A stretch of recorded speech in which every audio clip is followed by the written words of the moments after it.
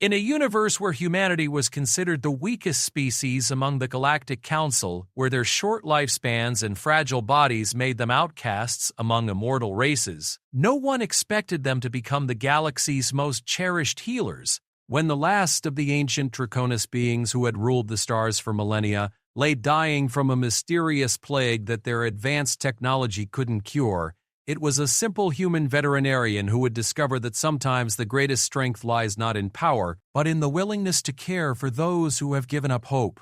Dr. Sarah Chen had no idea that walking into the quarantine facility that day would make her the bridge between two species, or that her gentle touch would unlock secrets that would reshape the understanding of life itself across the galaxy. What she was about to witness would prove that humanity's greatest weapon wasn't their technology or their numbers. It was their infinite capacity for compassion, even toward those who had once enslaved them. The sterile corridors of the Galactic Medical Facility stretched endlessly before Dr. Sarah Chen as she walked toward what many considered the most dangerous quarantine wing in the known universe. Her worn medical bag bounced against her hip with each step, its contents simple by galactic standards but precious to her. Instruments designed for Earth creatures, medications that most species would consider primitive, and a small tablet containing every veterinary text she had memorized during her years of study. Sarah had never expected to find herself here among the stars treating alien life forms. Just 5 years ago, she had been a simple veterinarian in rural Montana, spending her days caring for horses, cattle, and the occasional injured wildlife. Then the Galactic Council had made their announcement. They needed specialists in biological healing, and surprisingly, they had turned to humanity. It hadn't been an honor. The galaxy's most advanced species had exhausted their options. Their sophisticated medical technologies, capable of regenerating limbs and extending lifespans for thousands of years, had failed them when faced with a plague that defied all logic. The Withering, as it had come to be known, was consuming the Draconis, the ancient dragon-like beings who had once been the galaxy's most feared conquerors. The irony wasn't lost on Sarah. Humanity, barely 2 centuries into space travel, was being called upon to help the very species that had enslaved them for decades before the Galactic Council had intervened. The Draconis, with their massive forms, crystalline scales that could deflect energy weapons, and lifespans measured in millennia, had considered humans little more than interesting pets. Now their mighty civilization was crumbling, and in their desperation, they had agreed to let those same pets examine their dying. As Sarah approached the quarantine entrance, she could feel the weight of hundreds of eyes upon her. The facility buzzed with activity, ethereal scientists floating through the halls like wisps of light, their translucent forms shimmering with barely contained energy. Corvan engineers, their 6 arms moving in perfect synchronization as they adjusted equipment that hummed with power Sarah couldn't begin to understand. And Nexari diplomats, their thoughts creating visible patterns in the air around their crystalline heads as they debated in languages that existed more as mathematics than words. All of them stopped to stare at her. The human, the primitive, the last hope. Dr. Zethris, the facility's chief medical officer, materialized beside her with the characteristic shimmer of ethereal teleportation. His form was more solid than usual, a sign of the stress he was experiencing. Ethereals typically maintained barely physical forms, but extreme emotions forced them into more concrete states. Dr. Chen. His voice resonated through both the air and directly into her mind, a sensation she had never quite grown accustomed to. I must express my uncertainty about this arrangement. The patient we are asking you to examine is not merely another Draconis. This is Vorthak the Eternal, the last of the Elder Council, the being who has lived for over 50,000 of your Earth years. Sarah nodded, adjusting the strap of her bag. She had read the files, though much of the information was beyond her understanding. Vorthak wasn't just dying. He was fading in ways that challenged everything the galaxy thought it knew about Draconis biology. His scales had lost their luster, his massive form had begun to shrink, and most disturbing of all, his flame, the internal fire that had burned within every Draconis for their entire existence, was flickering like a candle in the wind. "I understand the significance," Sarah replied, her voice steady despite the butterflies in her stomach. "But with respect, Dr. Zethris, every life I've ever treated has been significant to someone. A horse to a farmer, a cat to a child, an injured hawk to an ecosystem. Size and age don't change the basic principles of healing." The ethereal's form flickered with what might have been surprise. Around them, the other alien observers made sounds and gestures that Sarah had learned to recognize as their various forms of skepticism. She had heard it all before. How could a human who lived for mere decades understand the complexities of creatures who existed for millennia?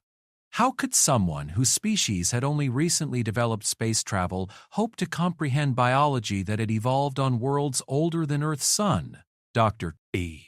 Zethris led her through a series of increasingly secure barriers. Each checkpoint required not just identification, but biological scans that confirmed Sarah was human and uninfected.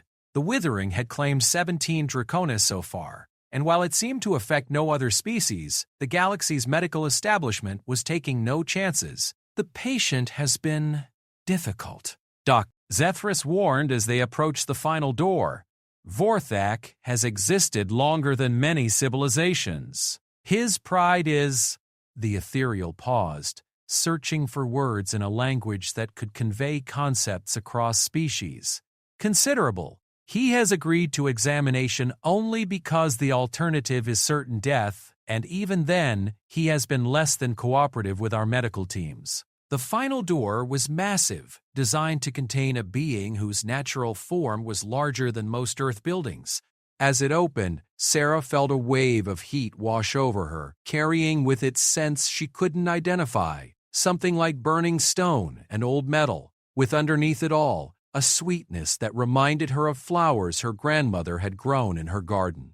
The quarantine chamber was vast, its walls lined with monitoring equipment that blinked and hummed with constant activity. But Sarah barely noticed the technology. Her attention was completely captured by the creature lying in the center of the room. Vorthak was beautiful. Even in his weakened state, even with his scales dulled and his form diminished, he was magnificent in a way that made Sarah's breath catch. His body stretched nearly 30 meters from snout to tail, covered in scales that shifted color from deep emerald to burnished gold as the light caught them. His wings, folded against his sides, were like massive sails made of the finest membrane, with veins that pulsed with a faint inner light. His head, larger than Sarah's entire body, rested on the floor with an elegance that spoke of nobility bred over millennia. But it was his eyes that stopped her cold. They were ancient beyond imagination, holding depths of knowledge and experience that made Sarah feel like a child seeing the ocean for the first time. And in those eyes, she saw something she recognized from every suffering animal she had ever treated: pain, fear, and a desperate desire for the hurt to stop. As she approached, Vorthak's massive head lifted slightly, his gaze fixing on her with an intensity that made her feel as though he could see straight through to her soul. When he spoke, his voice was like distant thunder, carrying harmonics that seemed to resonate in her bones. "So," the ancient being rumbled, "they send me a hatchling to pronounce my death. How fitting that the galaxy's youngest species should witness the passing of its oldest." Sarah felt every instinct tell her to step back, to show proper deference to a being who had witnessed the rise and fall of civilizations. Instead, she did what she had always done when faced with a suffering animal. She sat down, making herself smaller and less threatening, and spoke in the gentle tone she had used with countless creatures over the years. "I'm not here to pronounce anything," she said quietly. "I'm here because you're hurting, and maybe, just maybe, I can help." For a long moment, the ancient dragon stared at her. Around the chamber, monitoring equipment continued its electronic symphony, recording every heartbeat, every breath, every fluctuation in the mysterious energies that kept Draconis alive. But in the silence between Sarah and Vorthak, something passed, a moment of connection that transcended species, age, and the vast gulf of experience that separated them. "You are not afraid," Vorthak observed, his voice carrying a note of curiosity. Sarah considered this. "I am afraid," she admitted. "I'm terrified that I won't be able to help you." I'm scared that I'm in way over my head. But I'm not afraid of you. Why? The question carried the weight of genuine puzzlement. I am Vorthak the Eternal. I have burned worlds. I have commanded fleets that darkened the stars. Your entire species was once subject to my will. Right now, Sarah said, opening her medical bag and beginning to remove her instruments. You're a patient who's in pain. That's all that matters to me. She began her examination the way she would with any large animal, slowly, deliberately, letting the patient get used to her presence. She placed her hand against the great dragon's side, feeling the rhythm of his massive heart, the flow of air through his enormous lungs. The scales were warm beneath her touch, but not with the healthy heat she would have expected. This was the fevered warmth of a body fighting something it couldn't defeat. As she worked, Sarah became aware of the watching eyes around the chamber. Dr. Zethris hovered nearby, his form occasionally solidifying with anxiety. Other medical personnel from various species had gathered at the observation windows, their own instruments scanning and recording everything. She could feel their skepticism, their certainty that she was wasting everyone's time. But as her hands moved across Vorthak's form, she began to notice things that the advanced scanners had missed. The pattern of the scale discoloration wasn't random. It followed specific lines across the dragon's body, like a map of some internal system. The temperature variations weren't chaotic either. They pulsed in rhythm with something deeper than heartbeat or breathing. "Tell me about the pain," she said as she worked. "Not the physical sensation. Tell me what it feels like inside." Vorthak's great eye fixed on her. "Inside. When I was a child, I had a dog named Max," Sarah said, her hands continuing their examination. "Max got cancer when he was old. The doctors could tell me about the tumors, about the chemical changes in his blood, about all the biological processes that were going wrong, but Max couldn't tell me those things. What he could tell me, in his way, was how he felt, not just the pain. The tiredness, the confusion, the sense that something fundamental was wrong with his world. The ancient dragon was quiet for so long that Sarah wondered if she had overstepped some boundary. Then, in a voice quieter than thunder, Vorthak spoke. "It is as though the very essence of what I am is leaking away," he said slowly. "My fire, which has burned constant for 50,000 years, flickers like a candle in wind. My thoughts, once sharp as crystal, grow soft and distant. It is not merely death approaching. It is as though I am forgetting how to be Draconis." Sarah nodded, her hands still moving across the great scales. "Have you ever been away from others of your kind for extended periods?" "I am the last of the Elder Council," Vorthak replied. "The others succumbed to the withering months ago. Before that, we had been isolated for some time. The younger generations found our ways outdated, our presence a reminder of times they preferred to forget." As he spoke, Sarah's hands found something the scanners had missed, a series of small, almost invisible nodules along the dragon's spine. They were so subtle that only direct touch could detect them, and they pulsed with their own rhythm, separate from heartbeat or breathing. As she pressed gently against one, Vorthak's entire body shuddered. "What do you feel when I do that?" she asked. "Empty," came the immediate response. "Terribly, utterly empty." Sarah sat back on her heels, her mind racing. The Galactic Council's most advanced medical technology had focused on disease, on biological malfunction, on genetic anomalies. They had approached the withering as they would any other medical condition, looking for pathogens, toxins, or cellular breakdown. But what if they had been looking at it all wrong? "Dr. Zethris," she called to the hovering ethereal. "I need to ask you something that might sound strange." The alien medical officer materialized more solidly beside her. "Yes? In your species, what happens when an ethereal is completely isolated from others for extended periods?" Dr. Zethris flickered with what Sarah had learned was surprise. We fade. Our species requires psychic connection to maintain cohesion. Without it, we lose the ability to hold physical form and eventually dissipate into component energy. But I fail to see. And the Corvin? Sarah pressed. What about them? The Corvin collective consciousness requires regular synchronization with the hive mind. Isolation leads to cognitive fragmentation and eventual death. But Dr. Chen, the Draconis are not a collective species. They are intensely individual. Are they? Sarah interrupted gently. Or did we just assume they were because they're powerful enough to function alone when necessary? She turned back to Vorthak, her hand resting on one of the strange nodules she had discovered. You mentioned the other Elder Council members. Were you close to them? Close? Vorthak's massive head tilted slightly. We were.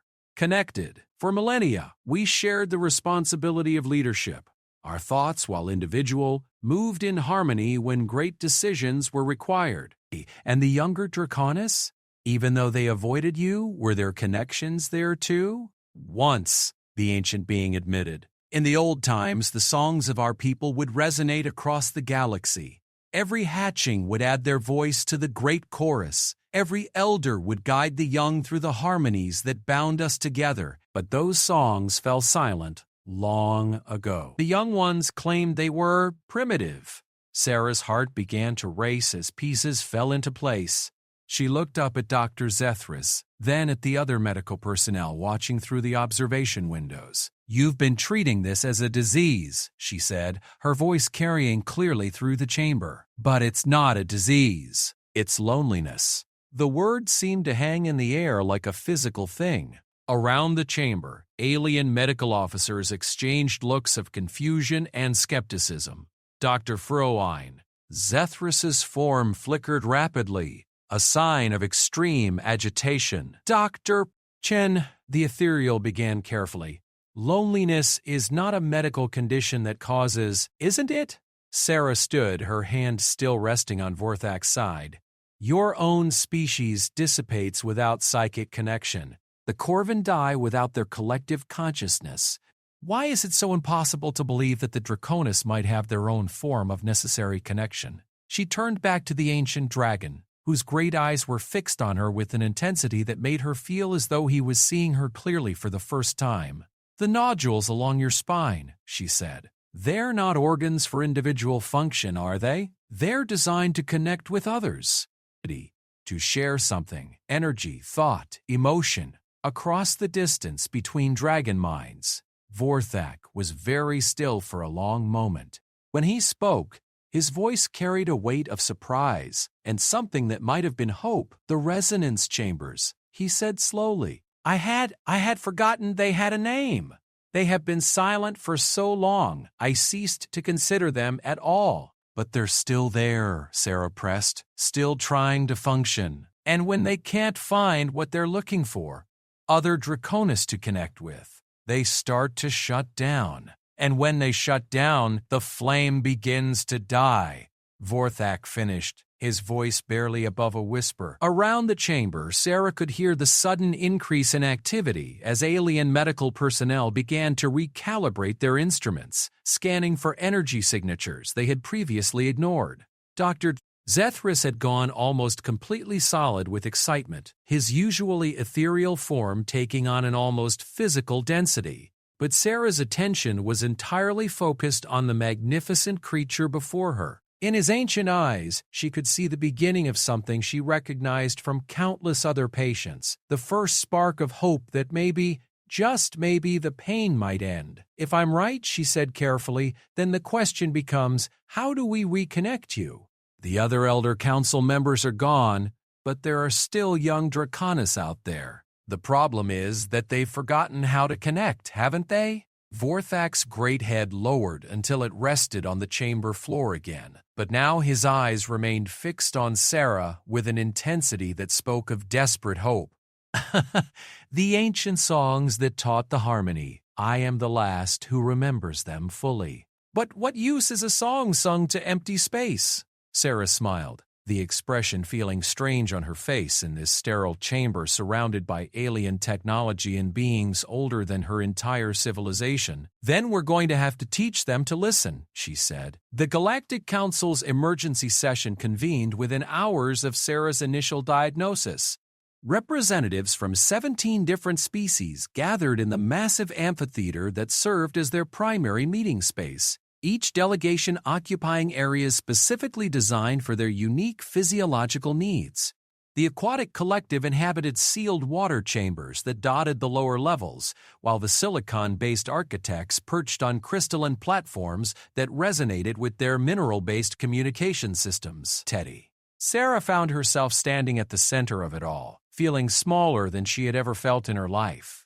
Her simple human appearance seemed almost absurd among the gathered beings. Some incorporeal, others massive beyond imagination, still others existing in states of matter that Earth science was only beginning to understand. Ambassador Kalen of the Ethereals spoke first, his voice carrying across the chamber with the weight of official authority. Dr. Chen's preliminary findings suggest that what we have been treating as a plague is instead a form of social isolation syndrome. While this theory is interesting, we must consider the implications before proceeding. Murmurs of discussion rippled through the assembly. Sarah could hear the complex harmonics of Mixari thought speech, the crystalline chiming of architect communication, and the subsonic rumblings of the gas giant collective. Much of it was skeptical, some openly dismissive.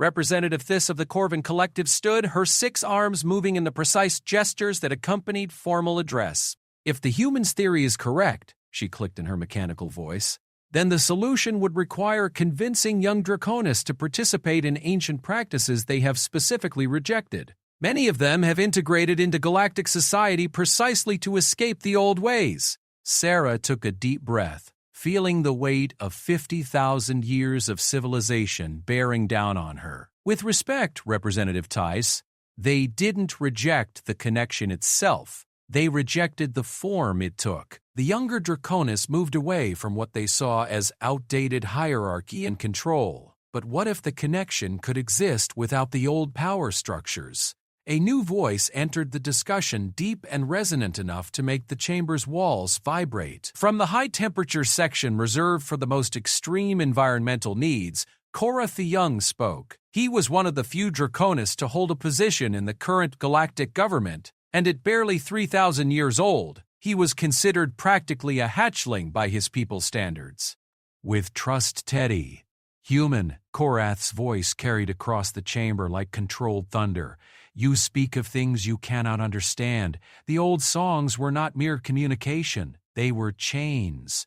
Through them, the elders controlled every aspect of our lives, dictated our choices, determined our fates. We chose freedom over harmony, and we do not regret that choice."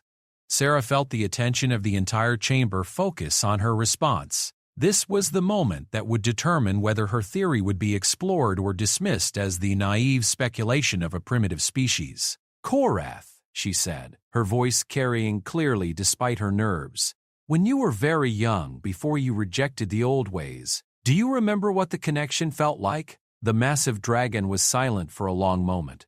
When he spoke, his voice was quieter, more thoughtful. "I remember trust, warmth, a sense of belonging that ran deeper than thought or choice. But that warmth came with a price. What if it didn't have to?" Sarah pressed. "What if connection could exist without control? What if the songs could be harmony without hierarchy?" From her position in the lower amphitheater, Dr. Zethris materialized beside her, lending his support to her presentation. "The medical data supports Dr. Chen's theory. We have confirmed the existence of the resonance chambers she identified, and they show clear signs of atrophy from disuse. More importantly, we have detected similar chambers in the younger Draconis, though they have been essentially dormant." Representative Tist leaned forward, her mechanical voice carrying a note of curiosity. "Are you suggesting that all Draconis possess this capacity for connection?" "Not just the capacity," Sarah replied, her confidence growing as the pieces of her theory aligned. "The need." I think every Draconis has been slowly dying from isolation, but the process is so gradual in the younger ones that it hasn't been recognized. The elders, having lived so long with full connection, are experiencing the withdrawal more acutely. She gestured toward the medical displays that Dr. Zethris had projected around the chamber. Look at the data from young Draconis populations. Decreased lifespan compared to historical norms. Higher rates of mental instability. Reduced reproductive success. It's been attributed to integration stress. But what if it's actually isolation syndrome? The chamber erupted in discussion. Delegates from various species began pulling up their own data, comparing notes, discovering patterns that had been hidden when viewed through the lens of individual medical cases rather than species-wide social behavior. Korath's voice cut through the noise like a blade. Even if your theory is correct, human, the practical difficulties are insurmountable. The songs were not simply words or music, they were complex psychic harmonics that took centuries to master. The knowledge died with the elders. Not all of it, Sarah said quietly. Vorthak remembers. A hush fell over the chamber. The ancient dragon's name carried weight that transcended politics and species barriers. He was not merely the last Elder Council member. He was a living link to the earliest days of galactic civilization, a being who had witnessed the rise of technology that made interstellar travel possible. Vorthak the Eternal has agreed to teach the songs? Ambassador Kalen's ethereal form flickered with surprise. He's dying, Sarah said simply. The connection that sustained him for 50,000 years is gone. But if we can restore it, even partially, we might be able to save not just him, but every Draconis in the galaxy. The silence that followed was profound. Sarah could feel the weight of decision hanging in the air, the moment when civilizations chose between the safety of the known and the uncertainty of hope.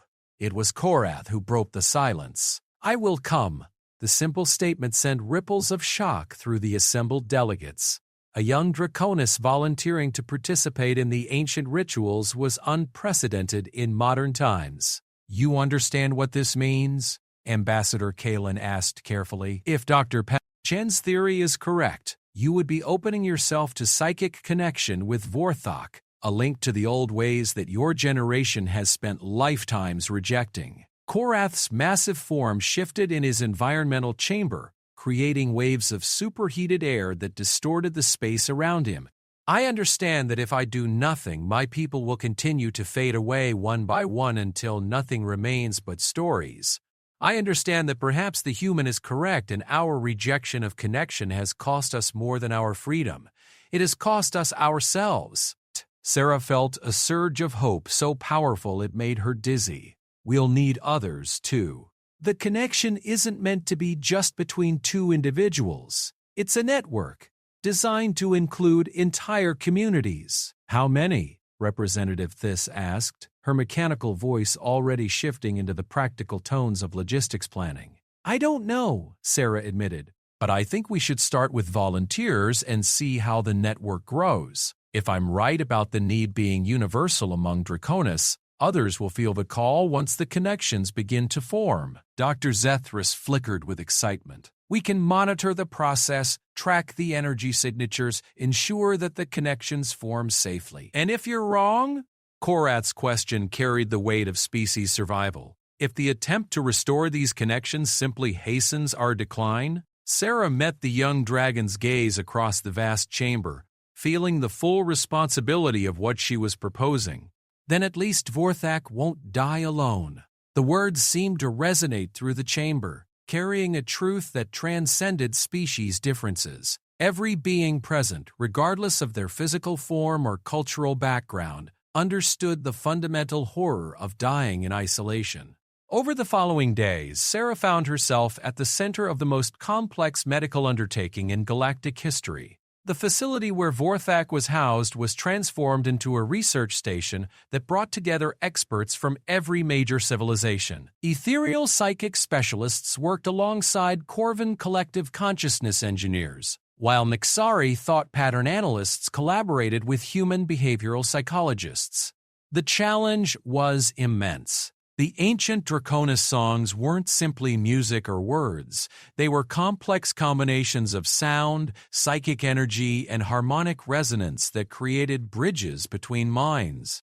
They had been developed over millions of years of evolution, refined through countless generations, and then abandoned so completely that most young Draconis didn't even know they had ever existed. Sarah spent hours each day with Vorthak, learning about the connections that had once bound his people together. The ancient dragon's condition had stabilized somewhat since her initial diagnosis, as though simply understanding what was wrong with him had provided some relief. But he was still fading, and time was running out. The songs were not taught through instruction, Vorthak explained during one of their sessions. They were felt, shared from mind to mind, through the very connections they were meant to strengthen. To teach them through words alone is like trying to describe the color blue to one who has never seen light. Sarah nodded, understanding the problem even as she struggled with the solution. But there has to be a way to bridge that gap. Maybe we can't teach the songs directly, but we can create conditions where they can be remembered. She had been studying the resonance chambers along Vorthak's spine, mapping their structure and function with equipment specially designed for the task. Each chamber was incredibly complex, containing crystalline structures that could generate and detect specific frequencies, organic neural networks that processed psychic energy, and quantum resonance fields that somehow allowed instantaneous communication across vast distances. What if we could create an artificial bridge, she mused, her hands tracing the patterns of one particularly large chamber, something that could simulate the connection long enough for the natural resonances to remember how to form. Vorthak's great eye fixed on her with interest. You think to replicate with technology what evolution created over eons? Not replicate, Sarah said carefully. Remind. Like using a tuning fork to help a musician find the right note. The idea was ambitious beyond anything attempted before, using technology to temporarily substitute for biological functions that had been dormant for generations. But as Sarah presented the concept to the research team, she found unexpected support from an unlikely source. It could work, announced Chief Engineer Vex of the Architects, her crystalline form resonating with harmonic excitement. Our structural resonance technology is designed to create harmony between different materials. Adapting it for biological psychic networks is merely a matter of frequency adjustment. Dr. Zethris flickered with cautious optimism. The ethereal healing techniques include temporary psychic bridges for trauma recovery. We could modify those protocols for interspecies connection. Representative Tiss added her own expertise. The Corvin collective consciousness maintains technological backup systems for individual integration. Similar principles could apply here. As the team worked, Sarah found herself serving as an unexpected bridge between species. Her background in veterinary medicine, combined with her intuitive understanding of social isolation, allowed her to translate concepts between the various alien approaches to the problem. The breakthrough came when they realized that the artificial bridge wouldn't need to be perfect. It only needed to last long enough for the dormant resonance chambers to remember their function. Like teaching someone to ride a bicycle, once the connection was reestablished, the natural processes would take over. Koroth arrived at the facility as the first artificial resonance bridge neared completion. The young dragon's presence created an immediate change in the atmosphere. Literally, as his higher body temperature warmed the entire section of the building, but also emotionally. For the first time in decades, two Draconis were in the same space with the intention of reconnecting. Sarah watched from the observation deck as Korath was led into the chamber where Vorthak waited. The size difference between the two dragons was immediately apparent. Korath, despite being massive by human standards, was barely half the size of the ancient elder. But there was something else, a quality in the air between them that Sarah could feel even through the protective barriers.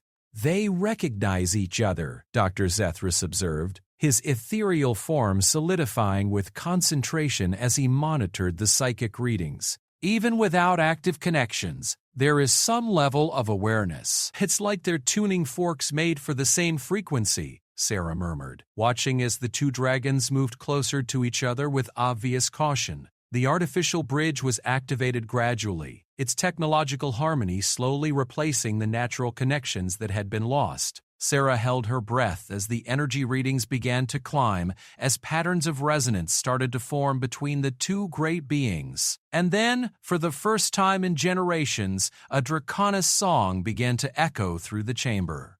It started as a single note from Vorthak, deep and resonant and filled with the loneliness of eons. Korath's voice joined it hesitantly, finding the harmony with an instinct he had never known he possessed. As their voices merged, Sarah saw something miraculous begin to happen. The resonance chambers along both dragons' spines began to glow with their own internal light, awakening from dormancy as they remembered their purpose. The artificial bridge, no longer needed, automatically shut down as natural connection took its place. But most importantly, in the eyes of both dragons, Sarah saw the terrible loneliness begin to fade, replaced by something she recognized from every successful healing she had ever witnessed: the return of hope.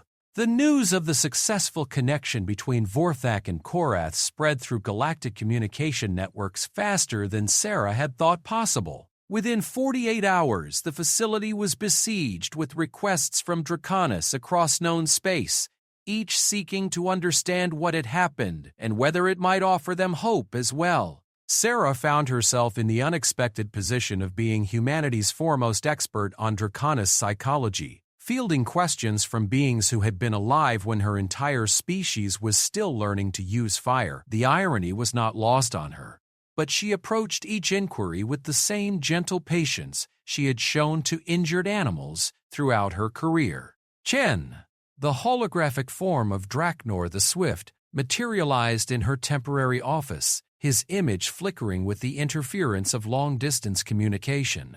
"I have lived for 8,000 years. For the last 4,000 I have experienced what I believed was the natural progression of age, a growing distance from the world around me, a fading of color and joy. You suggest this is not natural." Sarah studied the hologram carefully. Even across the vast distance of space, she could see the signs she was learning to recognize. The subtle dimming of scale luster, the way his massive form seemed somehow diminished, the exhaustion that went deeper than physical fatigue. "What you're describing sounds like depression," she said gently, "but not the kind that comes from chemical imbalance or psychological trauma, more like the slow starvation of a social creature forced into solitary confinement." Draknor's image wavered with what might have been surprise.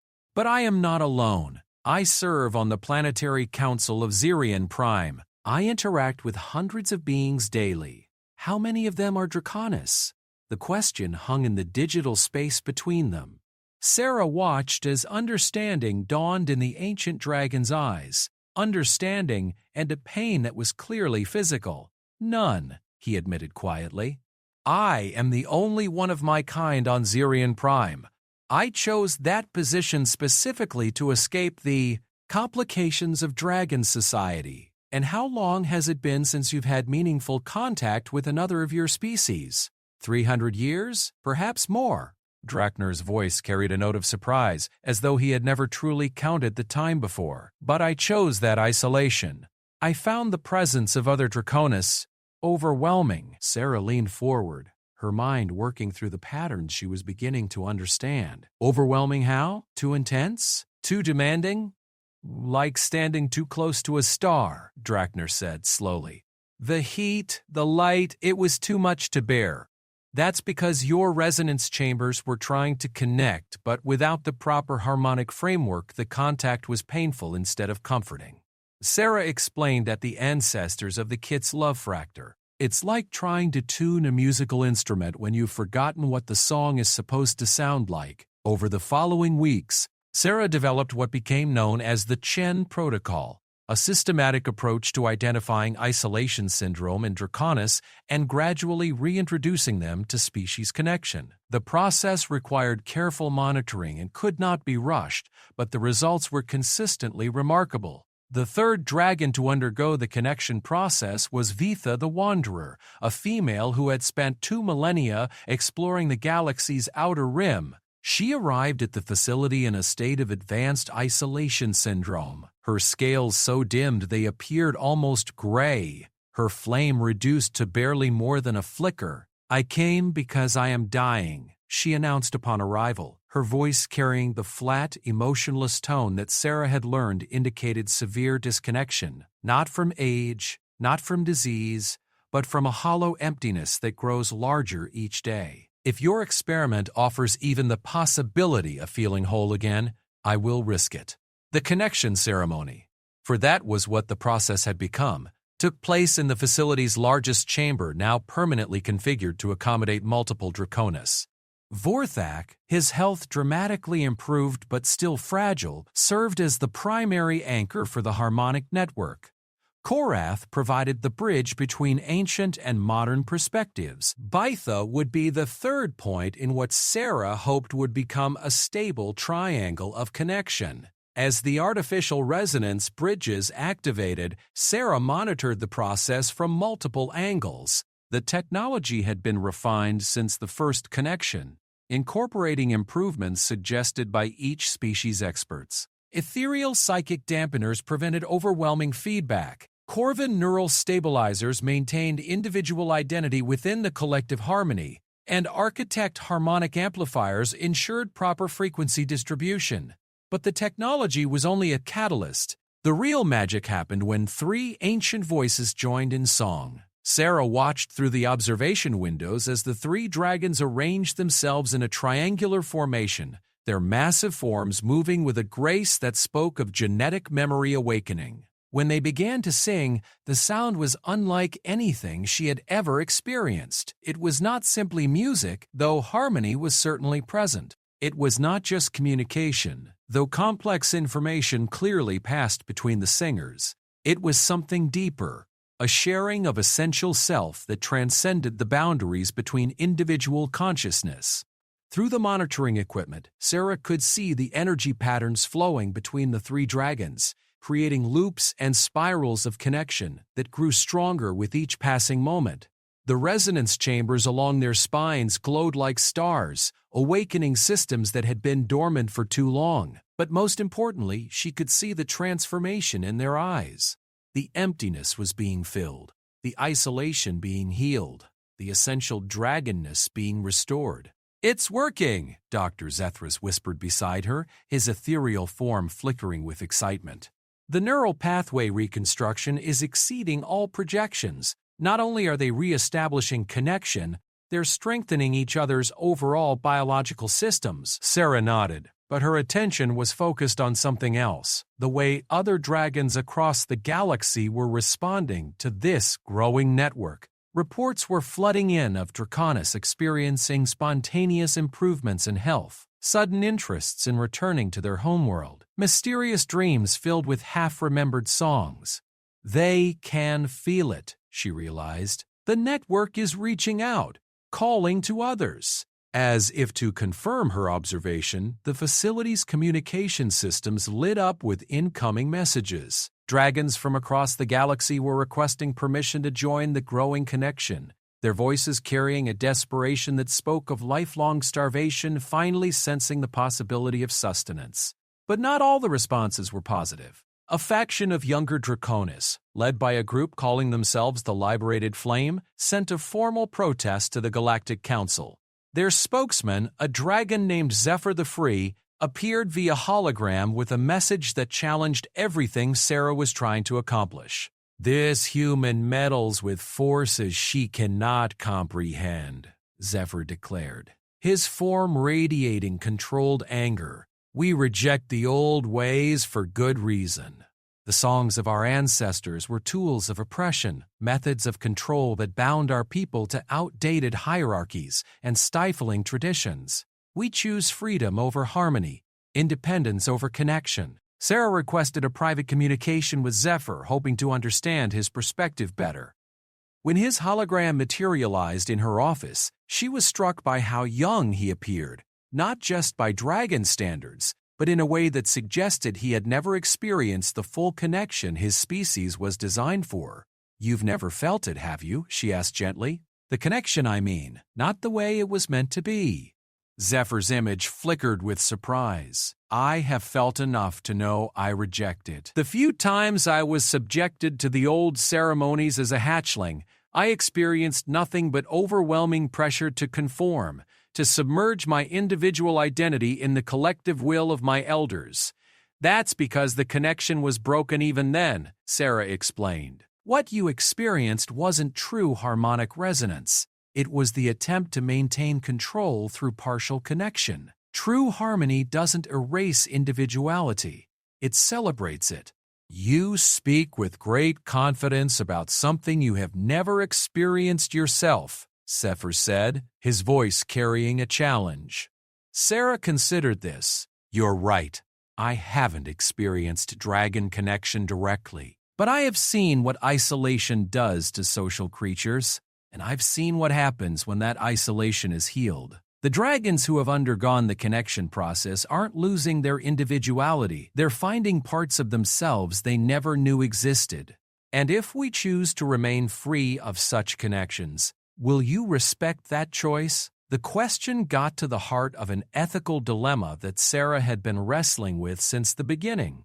Was she helping to heal a species, or was she imposing her own interpretation of what dragons should be? The connection has to be voluntary, she said finally, but I think everyone deserves to understand what they're choosing between. Most of the dragons who reject the old ways have never experienced true connection, only the broken version that was used to control them.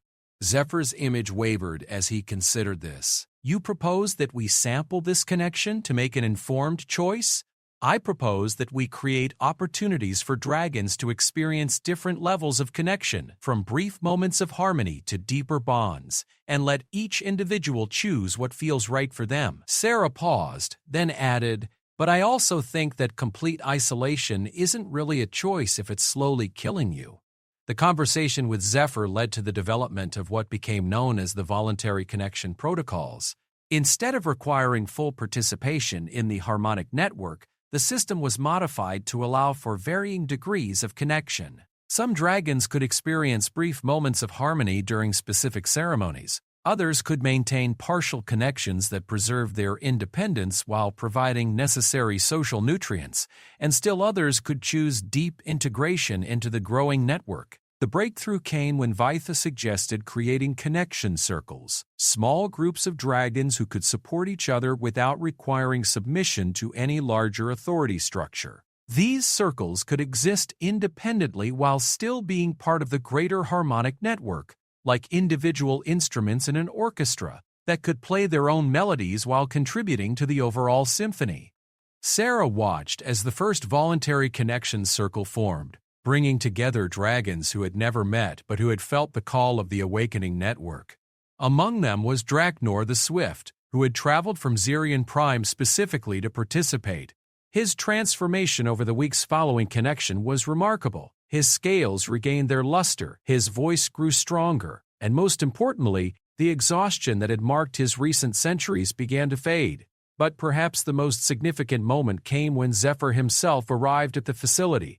The leader of the Liberated Flame had spent weeks debating with his followers, and their decision to participate, even briefly, represented a major shift in young dragon society. I come not to submit to the old ways, he announced upon arrival, but to understand what we have truly lost and what we might choose to reclaim. Sarah watched from the observation deck as Zephyr was introduced to the connection process. The artificial resonance bridge was calibrated for the lightest possible touch, just enough to allow him to experience true harmonic connection without overwhelming his strongly developed sense of individual identity. When the connection activated, the change in Zephyr was immediate and dramatic. His eyes widened with surprise, then with something that might have been recognition. The rigid posture that had marked his arrival softened, and for the first time since Sarah had met him, his expression showed not anger or suspicion, but wonder. "This is not what I expected," he whispered, his voice carrying clearly through the chamber's communication system. "This is not control or submission. This is home," Vorthak finished gently, the ancient dragon's voice filled with compassion for the younger generation who had grown up never knowing what they were missing.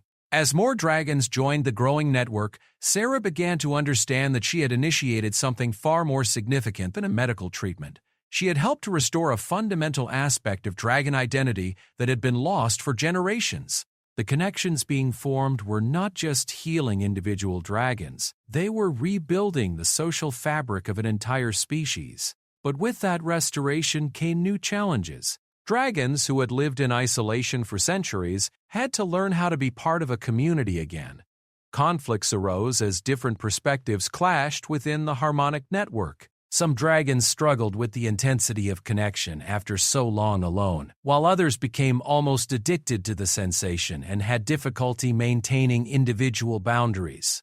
Sarah found herself serving not just as a medical consultant, but as a mediator, helping dragons navigate the complex social dynamics of their rediscovered connections. She developed protocols for connection conflicts, techniques for maintaining individual identity within collective harmony, and methods for gradually increasing connection intensity as dragons grew more comfortable with the process.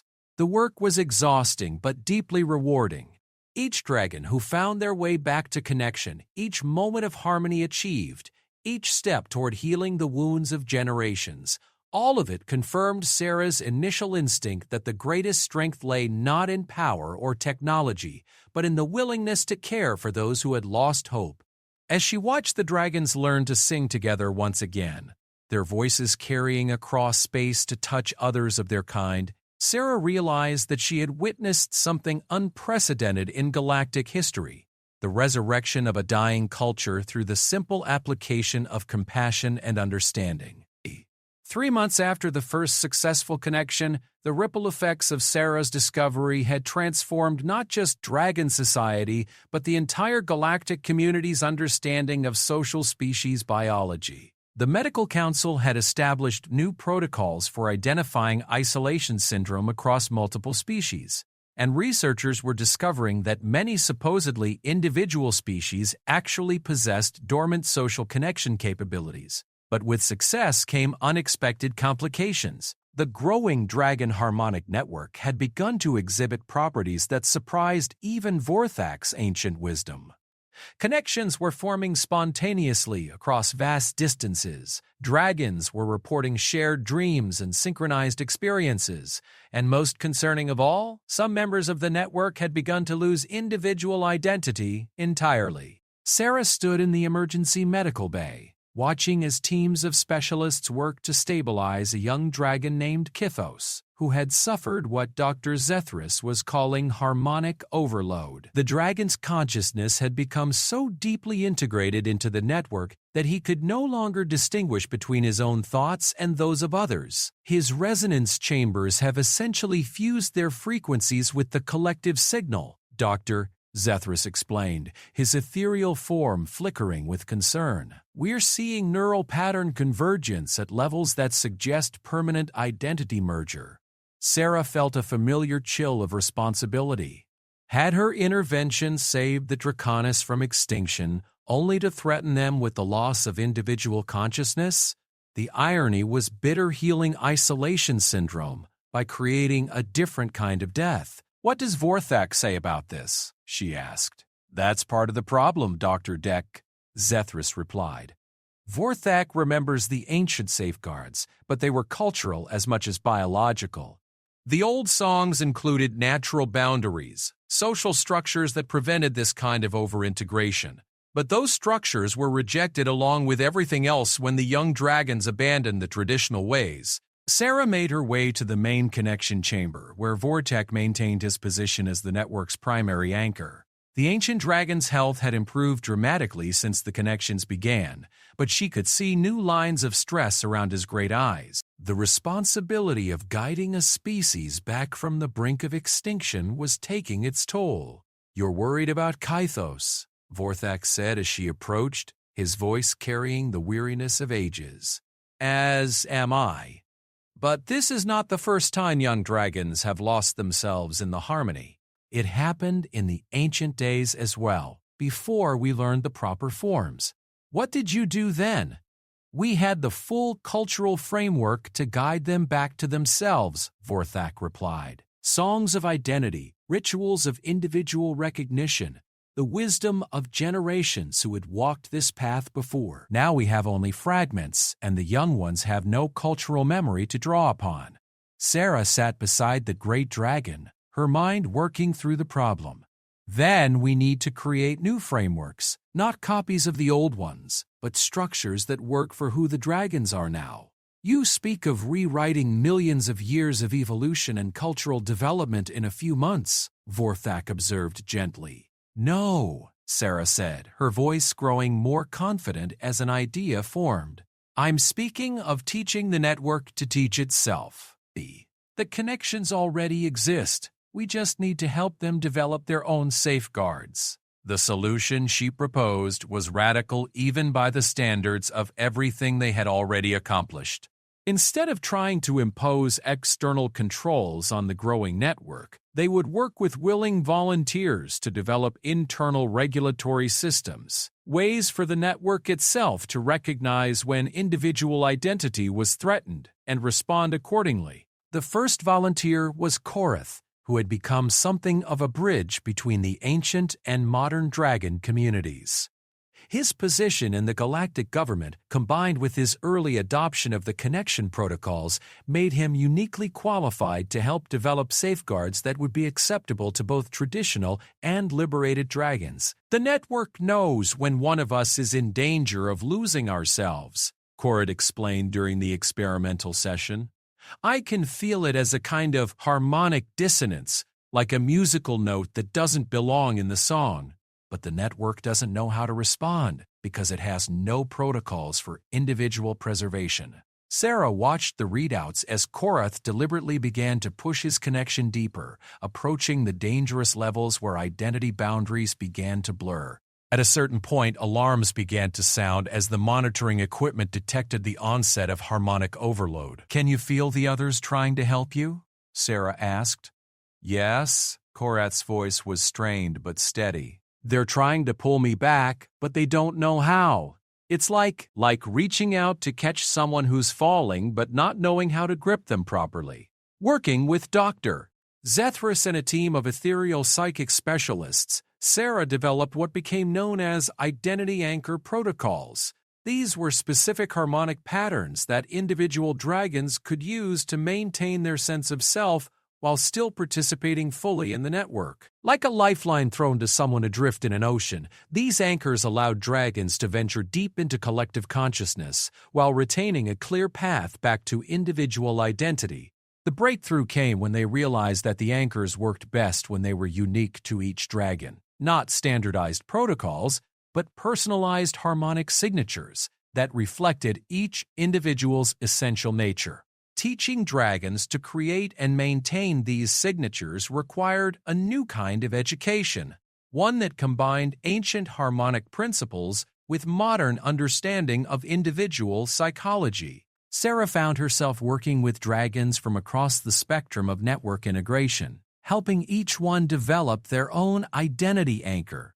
The process was deeply personal and often emotionally intense, as dragons had to confront not just their connection to others, but their understanding of what made them uniquely themselves. One of the most challenging cases was Lyria the Seeker, a dragon who had joined the network specifically because she had always felt uncertain about her individual identity. For her, the threat wasn't losing herself in the collective. It was discovering that she didn't have a strong sense of self to begin with. I have lived for 4,000 years, Lyria confided during one of their sessions, and I have never been certain who I am when no one else is looking. The connection offers me the chance to be part of something larger, something that doesn't require me to know myself. But you do know yourself. Sarah insisted gently. You know that you're someone who seeks, who questions, who isn't satisfied with simple answers. That questioning nature, that's not a weakness. It's your strength.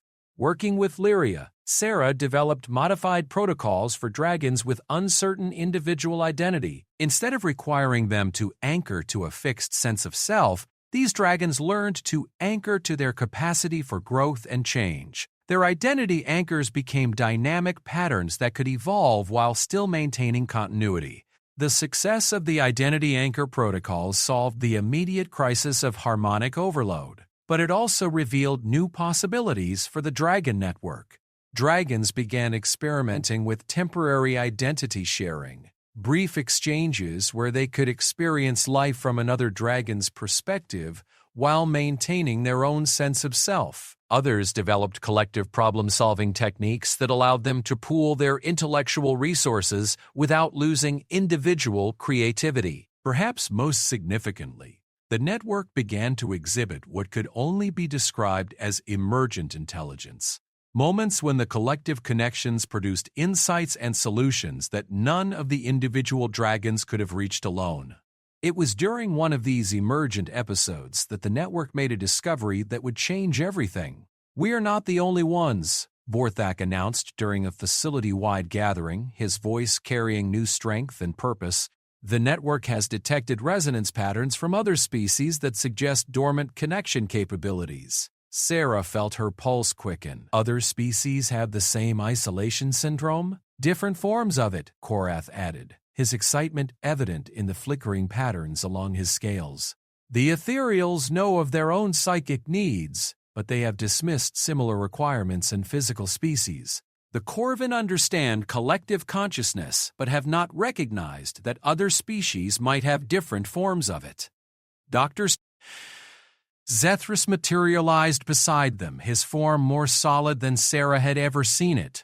"Are you suggesting that social connection is a more universal biological requirement than we realized?" "More than that," Vorthak replied. "The network believes that the current isolation between species in galactic society is causing widespread but unrecognized psychological decline across multiple civilizations." The implications were staggering.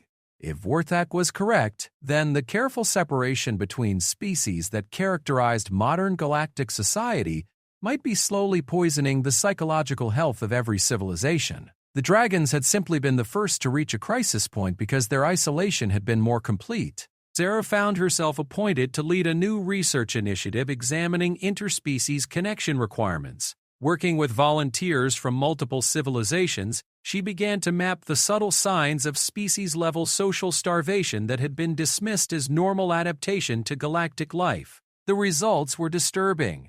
Ethereal dissipation rates had increased steadily since the establishment of the Galactic Council. Corvin collective synchronization was degrading despite technological improvements. Even humans, despite their apparent adaptability, showed signs of psychological stress that correlated with prolonged isolation from Earth-based social structures. "We've been so focused on maintaining species independence that we've forgotten about species interdependence," Sarah explained to the assembled Galactic Medical Council. "Every species evolved in environments with other life forms. But complete isolation isn't natural for anyone." The Dragon Network's proposal was revolutionary, the establishment of interspecies connection protocols that would allow different civilizations to form beneficial relationships without losing their unique identities. Dragons could offer their newfound expertise in harmonic connection. Ethereals could provide psychic stability. Corvin could contribute collective processing capabilities, and humans could serve as bridges between different forms of consciousness. But implementing such a system would require overcoming millions of years of evolutionary caution and thousands of years of carefully maintained species boundaries. Many civilizations were deeply suspicious of any form of connection that might compromise their independence or security. The first test came when a group of ethereal volunteers agreed to participate in a limited connection experiment with the Dragon Network. The biological differences between the species were enormous. Dragons were massive, physical, and internally powered, while ethereals were barely material, psychically sensitive, and environmentally dependent. Sarah watched nervously as the experimental connection was established, artificial bridges carefully calibrated to account for the vast differences between dragon harmonic resonance and ethereal psychic patterns. For long moments, nothing seemed to happen. Then, slowly, patterns began to emerge. The dragon's solid stability provided anchoring for ethereal consciousness, while the ethereal's psychic sensitivity added new dimensions to dragon harmonic perception. Instead of one species dominating the other, they were creating something entirely new. a hybrid form of connection that enhanced both participants. "It's like learning a new language," reported Zexani, one of the ethereal volunteers. "Not words or concepts, but ways of experiencing existence that my species has never known." "The solidity," added Korath, speaking for the dragon participants. "Through their perception, I can feel what it's like to exist as pure consciousness, unburdened by physical form. It adds new harmonics to our songs." The success of the first interspecies connection opened floodgates of possibility. Other species began requesting participation in the expanding network, each bringing their own unique perspectives and capabilities. Nixari thought patterns added mathematical precision to emotional connections, while architect resonance technology provided structural stability for complex multispecies interactions. But as the network grew beyond anything Sarah had originally envisioned, she found herself confronting a question that went to the heart of galactic civilization. Was she helping to heal isolated species, or was she fundamentally changing what it meant to be individual conscious beings in the universe? The answer would come from an unexpected source, and it would challenge everything she thought she understood about the nature of consciousness itself. 6 months after Sarah had first diagnosed Vorthak's condition, the galaxy found itself in the midst of the most profound social transformation in recorded history. The interspecies connection network had grown from a desperate medical experiment into a voluntary association that spanned 17 different civilizations, each contributing their unique forms of consciousness to an ever-expanding web of shared experience. But success brought its own challenges. Traditional power structures were crumbling as species that had maintained strict hierarchies for millennia discovered the benefits of cooperative consciousness. Trade relationships were evolving as civilizations learned to share resources based on genuine understanding. Most significantly, the very concept of species-based identity was being questioned as beings discovered they could form meaningful connections across biological boundaries. Sarah stood before the largest assembly in galactic history. Representatives from every known civilization gathered to address what had become known as the consciousness question. The issue was simple to state but profound in its implications. What happened to individual and species identity when consciousness could be shared across any boundary? The debate had been raging for weeks. Conservative factions argued that the connection network threatened the fundamental diversity that made galactic civilization vibrant. Progressive voices claimed that artificial boundaries between conscious beings were outdated concepts. Moderate positions suggested careful regulation and controlled expansion. But Sarah had come to believe that they were all missing the point. "The question isn't whether consciousness can or should be shared," she said, her voice carrying clearly through the vast chamber despite her nervousness. "The question is what consciousness actually is, and whether our current understanding is complete." She gestured toward the data displays that surrounded the assembly, showing the complex patterns of connection that had emerged from the network. "What we've learned from the dragons and from every species that's joined the network since is that consciousness isn't a possession, it's a relationship." Murmurs of discussion rippled through the assembly. Sarah could see skepticism on many faces, but also curiosity. The data was difficult to argue with, even if the implications were challenging.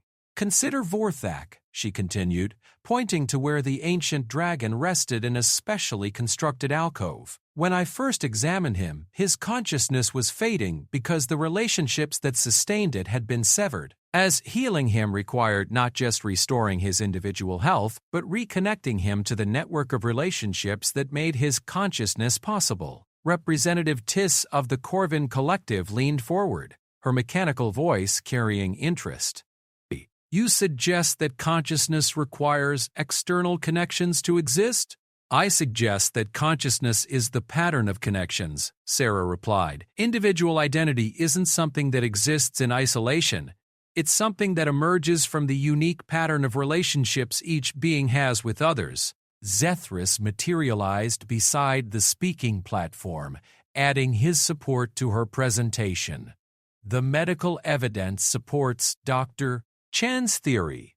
Every species we've studied shows improved cognitive function, enhanced creativity, and increased psychological stability when participating in appropriate connection networks. But what about individual autonomy? Challenged Ambassador Kalen of the Ethereals. If consciousness is fundamentally relational, what happens to free will and personal choice? The question struck at the heart of the philosophical crisis that had emerged alongside the practical benefits of the connection network. Sarah had been wrestling with this issue herself, watching as some network participants seemed to lose their capacity for independent decision-making while others became more individualized than ever before.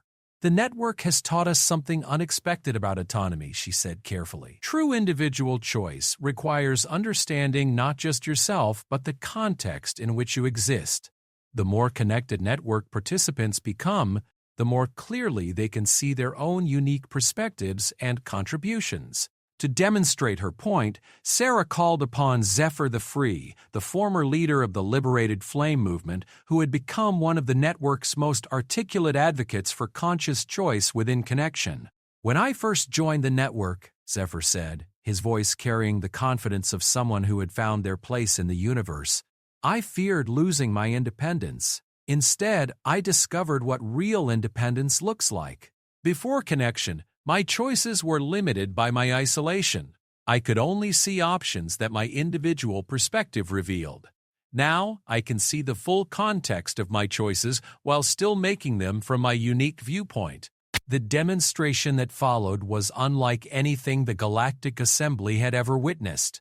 Volunteers from multiple species formed temporary connection circles, sharing their perspectives on a complex problem while maintaining their individual voices. Watching the process, Sarah could see understanding dawn on faces throughout the assembly. They're not becoming the same, observed Elder Quintus of the Silicon Collective, his crystalline form resonating with harmonic approval. They're becoming more themselves. But the most profound moment came when the assembly itself was invited to experience limited connection through carefully controlled technological bridges. Not every species could participate. Some required biological modifications that couldn't be safely achieved in the available time, but enough did to create a temporary micro-network within the chamber itself. Sarah watched as representatives who had been debating across species boundaries for hours suddenly began to understand each other with startling clarity. The ethereal concerns about consciousness dissolution were felt directly by the Corvin delegates, while the Silicon Collective's structural approach to the problem was experienced as harmony by the participating dragons. This is not what I expected, admitted Controller Vex of the Architects, her voice carrying wonder.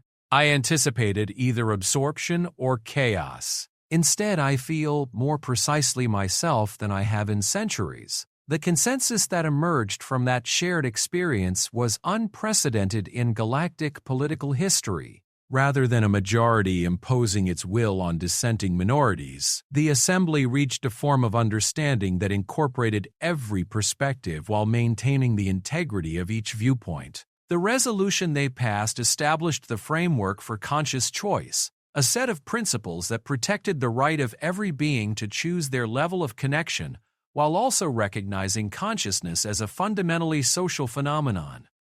No species or individual could be forced to participate in connection networks, but neither could they be prevented from forming beneficial relationships across traditional boundaries. More importantly, the framework established new protections for consciousness diversity. Just as biological diversity was recognized as essential for ecosystem health, consciousness diversity was acknowledged as crucial for the continued evolution of galactic civilization. Sarah found herself appointed as the first director of consciousness studies, tasked with overseeing research into the nature of awareness across species boundaries. It was a position she had never imagined wanting, but one she couldn't refuse given everything she had learned. In the months that followed, the implications of the consciousness research extended far beyond the original medical crisis. art forms emerged that could only be created through multi-species collaboration. Scientific problems that had puzzled individual civilizations for millennia were solved through collective insight. Most remarkably, new forms of consciousness began to emerge. Hybrid awareness that belonged fully to no single species but enhanced the experience of all participants. But perhaps the most significant development was the quiet revolution in how beings understood themselves and their place in the universe. Children growing up in connected communities developed forms of empathy and understanding that transcended anything seen before. Adults who had lived entire lifetimes in species-based isolation discovered capacities for growth and change they never knew they possessed. A year after her initial diagnosis of Vorthak's isolation syndrome, Sarah returned to the chamber where it all began. The ancient dragon was not only alive but thriving, his scales once again gleaming with health, his voice strong with purpose. Around him, a permanent community of connected beings had formed. Dragons, ethereals, corvan, humans, and representatives of a dozen other species, all participating in an ongoing experiment in conscious cooperation. "Do you ever regret it?" Vorthak asked as they sat together, watching the complex patterns of interaction that flowed through the community. "The simple life you left behind to change the galaxy?"